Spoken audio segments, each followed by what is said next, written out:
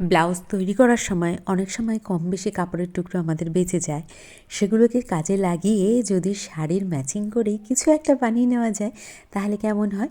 আজকের ভিডিওতে সেটিই দেখ। প্রথমে আমি একটা পুরনো কাপড়ের প্যান্টের পিস থেকে টুকরো একটা কেটে নিয়ে সেখান থেকে 20 ইঞ্চি লম্বা এবং 12 ইঞ্চি চওড়ার একটা কাপড়ের টুকরো কেটে নিয়েছি। তারপর সেই 12 ইঞ্চি যে চওড়া তার অর্ধেক করে নিয়ে আমি 2.5 ইঞ্চি দুপাশে করে 4টে দাগ টেনে নেব দুদিকের জন্য। আশা করি তোমরা বুঝতে পারছো এটা কি হয়েছে। বলছি কি হচ্ছে। এই যে 2.5 ইঞ্চি করে দাগগুলো কাটলাম, এগুলো অ্যাকচুয়ালি আমি বেল্ট লাগাবো বলে সেই জন্য ওখানে দাগ টেনেছি।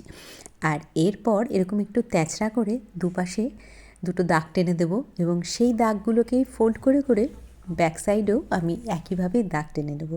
এটা কোনো কারণ নেই, এটা না করলেও চলতো। এটা আমি একটা ছোট্ট ডিজাইন করতে চাইছি, সেই জন্য এরকম করেছি আর কি, যে যাতে দেখতে একটু ভালো লাগে। সেই জন্য এরকম ওই সামনের পাটের মতো করেই পেছন পাটটাতেও এরকমভাবে একটা দাগ টেনে নিতে হবে। আসলে ডিজাইনটা নির্ভর করবে সম্পূর্ণই যতটা কাপড় আমার কাছে বেঁচে থাকবে তার উপর। তবে আমি দেখেছিলাম মেপে যে এই মাপেরই কাপড়ের টুকরোটা হয়ে যাবে। এই দেখো, মেন ফেব্রিকটাও আমি কেটে নিয়েছি সেই মাপ মতো করে। প্যান্টের পিসের কাপড়টার উপর মেন ফেব্রিকটাকে রেখে এবার আমি চারদিকটা আটকে নেব, তাতে কাপড়টা কুচকে বা সরে যাওয়ারও কোনো সম্ভাবনা থাকবে না। এইবার দেখো, এবার আমি এটাকে ডবল ফোল্ড করে নিলাম। জাস্ট এরপরে আমি এখানে বেল্ট লাগানোর ব্যবস্থা করতে হবে। তার আগে আমি ওই যে দাগগুলো কেটেছিলাম সেই দাগগুলো বরাবরই উল্টো পিঠেই একবার সেলাই চালিয়ে নিচ্ছি। আসলে এটা উল্টো পিঠে চালালে উল্টো পিঠে ডিজাইনটা উঠবে, আর সোজা পিঠে চালালে সোজা পিঠে এরকম একটা উঁচু মতো হয়ে থাকবে। তো আমি এটা উল্টো পিঠেই চালিয়েছিলাম যাতে সোজা পিঠে একটা জাস্ট ভাঁজ মতো পড়ে যায় আর কি। এরপর বেল্ট তৈরির পালা।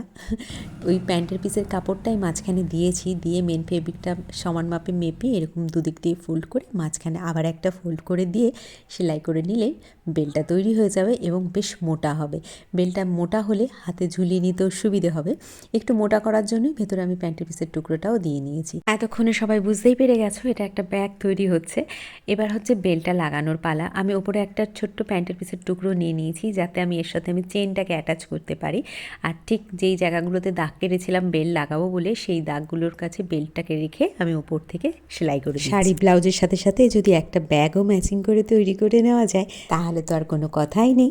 ভিডিওটা কেমন লাগলো জানাতে কিন্তু ভুলবে না, আর ভালো লাগলে কমেন্টটা অবশ্যই করো। আর এরকম ভিডিওগুলো দেখতে হলে চ্যানেলটা সাবস্ক্রাইব করে আমার একটু সাথে থেকো। আলমারি ঘাটতে গিয়ে দেখলাম এরকম ছোট্ট টুকরো দুটো লেসও রয়েছে, ভাবলাম কেননা এটা ব্যাগে লাগিয়ে দিই, আর লাগাতে দেখলাম সৌন্দর্য যেন আরও কয়েক গুণ বেড়ে গেছে। এইভাবে ঘুরিয়ে ঘুরিয়ে লেসটাকে অ্যাটাচ করে নিলাম। আসলে কি বলতো, একটু গুছিয়ে রাখলে ছোটোখাটো এই বাড়তি জিনিসগুলো বেশ কাজে লাগিয়ে বেশ নতুন নতুন জিনিসও তৈরি করা যায়। এবার ব্যাগটাকে একবার সোজা দিকে সেলাই করে নেব, যাতে যেহেতু এটা বেনারসির কাপড় ছিল ফুপড়ি তো বেরোবে, সেই জন্য সোজা দিকে একবার সেলাই করে নিয়ে তারপর ব্যাগটাকে উল্টে আবার সেলাই করে নেব একবার। তাহলে কি হবে, কোনো দিকেই থেকেই আর ফুপড়িগুলো বেরিয়ে থাকবে না।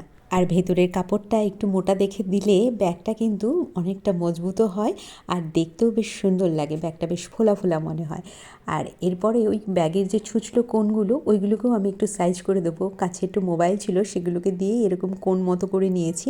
এই ব্যাগ জাস্ট এরকম সোজা করে নিয়ে ওই কোণ বরাবর সোজা করে সেলাই করে দিতে হবে। এতে ওই কোণগুলো মুড়ে যাবে, জায়গাটা গোল হয়ে যাবে। আর যারা ওই কোণ রাখতে চাও তারা ওইখানটা সেলাই না করলেও পারো, ওরকম কোণ মতো থাকবে। এবার ওই এক্সট্রাটা কেটে বাদ দিয়ে দেবো যাতে ভালো করে ফোল্ড করা যায়। এবার ব্যাগটাকে সোজা করে নেওয়ার পালা। উল্টো পিঠটাও একদম পরিষ্কার পরিচ্ছন্ন, হাতে কিছুই বাঁধবে না। ব্যাগটার মধ্যে জলের বোতল মোবাইল আরামসে থেকে যাবে। আজ আসি, অন্য আরেকটা ভিডিওতে আবার দেখা হবে।